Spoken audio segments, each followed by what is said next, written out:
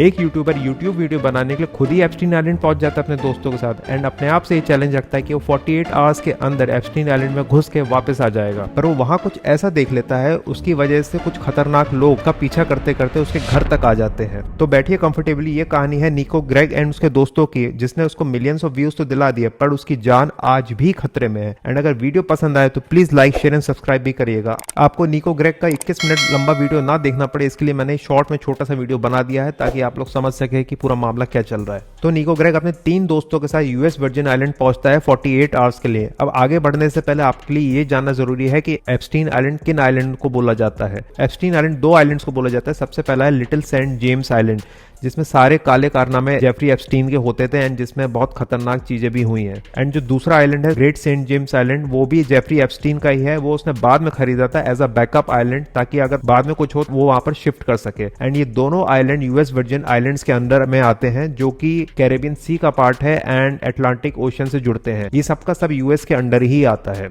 और आप लोग के लिए एक और चीज जानना जरूरी है, 2023 में स्टीवन डेकॉफ नाम के आदमी ने जो लिटिल सेंट जेम्स आइलैंड है उसको खरीद लिया था, जो कि एप्स्टीन आइलैंड बोला जाता था। एंड ये सिर्फ और सिर्फ आज के टाइम पे ओनली अडल्ट आइलैंड बना दिया गया है। पता नहीं ऐसा क्यों किया गया है। कई लोग तो ये भी बोलते हैं कि आज भी सारे काले कारनामे वहां पर हो रहे हैं। तो फिर इन्हीं सब चीजों को पता लगाने निको अपने दोस्तों के साथ यूएस वर्जिन आइलैंड में लैंड करता है। एंड वो जिस होटल में चेक इन करता है उसके बगल वाले रूम में एक आदमी होता है। वो पता चलता है कि उसका नाम भी एप्स्टीन लिस्ट में था एंड वो आदमी खुद उसको बोलता है कि yes I have been there. फिर होटल में चेक इन करने के बाद ये लोग एक टैक्सी ड्राइवर को हायर करते हैं जिसका नाम होता है रॉय, जो इनकी बहुत ज्यादा हेल्प करता है। वो उनको एक जेट स्की वाले के पास भी पहुंचाता है, इनके बैग्स को भी संभालता है एंड इनको ड्रॉप ऑफ भी करता है एयरपोर्ट। एंड उसी दिन ही ये लोग एक एरिक नाम के बंदे के पास जाते हैं जो कि जेट स्की का काम करता था। एंड वो इनको बोलता है कि वो उनको अगले दिन 12 बजे वहां पर ले जाएगा एंड उनको $800 फीस बताता है। $800 आज के टाइम पे इंडियन रुपीज में अराउंड 75,000 रुपीज के आसपास होंगे। एंड ये डील उनकी डन हो जाती है। फिर जब वो लोग अगले दिन उठते हैं तो देखते हैं वेदर खराब होता है। एरिक के पास जाते हैं, 12 बजे का उसने टाइम दिया था। एरिक उनको बोलता है सॉरी आज तो वेदर खराब है, बट निको और उसके दोस्तों को भी पता है कि उन लोगों के पास टाइम तो बहुत कम है, क्योंकि अगले दिन 2 बजे उनकी फ्लाइट है, यानी कि 48 आवर्स उनके कंप्लीट हो जाएंगे। तो वो लोग प्रेशराइज करते हैं एरिक को कि प्लीज हमको ले चलो। एंड एरिक फाइनली उनको मान जाता है और फिर खुद ही बोलता है कि वो उनको एप्स्टीन आइलैंड के पास ले जाएगा।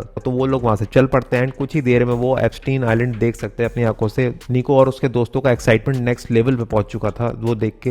एंड जब वो लोग आइलैंड के पास पहुंचते हैं तो दूर से उन लोग को वाला टेम्पल भी दिखता है, जिसमें ये बोला जाता था कि उस टाइम पे वहां पर इंसानों की बलि भी चढ़ाई जाती थी। एंड वहां पे कुछ सिक्योरिटी गार्ड्स भी दिखते हैं जो गोल्फ कार्ट से पहरा दे रहे होते हैं। एंड जैसे ये लोग आइलैंड के पास पहुंचते हैं, वहां की सिक्योरिटी इन लोग को नोटिस कर लेती है एंड सब अलर्ट हो जाते हैं। और फिर दूर से ही वहां पर एक लेडी इन लोग को देख लेती है, वो इन लोग का वीडियो बनाने लगती है। एंड जो निको एंड उसके दोस्तों का जो स्की जेट ऑपरेटर होता है एरिक, वो उनको सीधे सीधे मना कर देता है कि इससे आगे आप लोग को नहीं जाना है। बट निको को तो एनीवे वहां पर अपना कदम रखना ही था।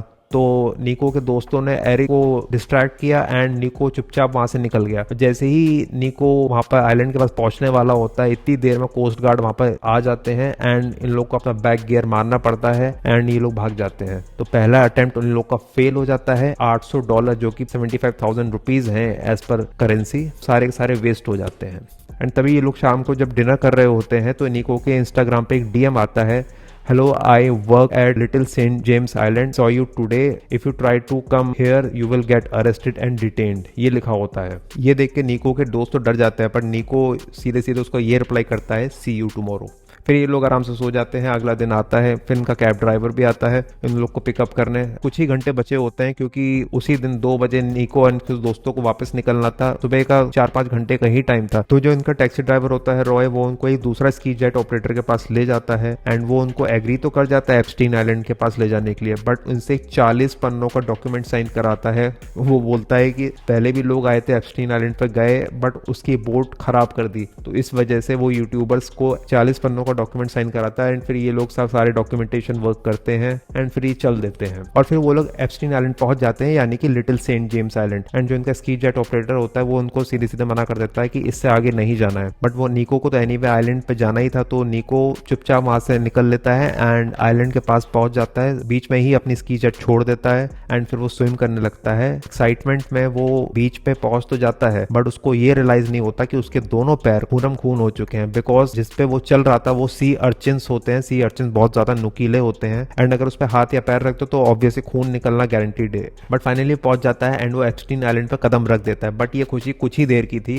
वहाँ की सिक्योरिटी बहुत ज़्यादा अलर्ट हो जाती है एंड गार्ड्स उसके पास आने लगते हैं एंड कोस्ट गार्ड भी तुरंत पीछे आने लगता है। तो मजबूरन इन लोग को वहाँ से भागना पड़ता है एंड वो किसी तरह अपनी जो स्की जेट होता है उसके पास पहुंचा एंड वो वहाँ से भाग लेता है। तो ऐसे ही उन लोग का मिशन कंप्लीट हो जाता है। 2 बजे उनकी फ्लाइट थी तो वो वापस आ जाते हैं। बट असली ट्रबल तो अब यहाँ से शुरू होने वाला था। वापस आने का वीडियो तो वायरल हो गए, मिलियंस ऑफ व्यूज भी आ गए। बट एक चीज निको को जो बहुत ज्यादा परेशान कर रही थी वो ये था कि जब भी वो बालकनी से देखता था एक काली गाड़ी उसको हर टाइम फॉलो कर रही थी और वो सेम स्पॉट पे हर टाइम खड़ी रहती थी और जहां पर भी वो जाता वो निको को फॉलो करते करते पीछे चल देती थी। निको इन सब चीजों से इतना परेशान हो गया, उसने फाइनली 3 दिन बाद एक अपोलॉजी वीडियो बनाई और वो अपलोड की ताकि मामला शांत हो सके और ये सब खत्म हो जाए। अब ये नहीं पता कि ये सब खत्म हुआ या नहीं हुआ।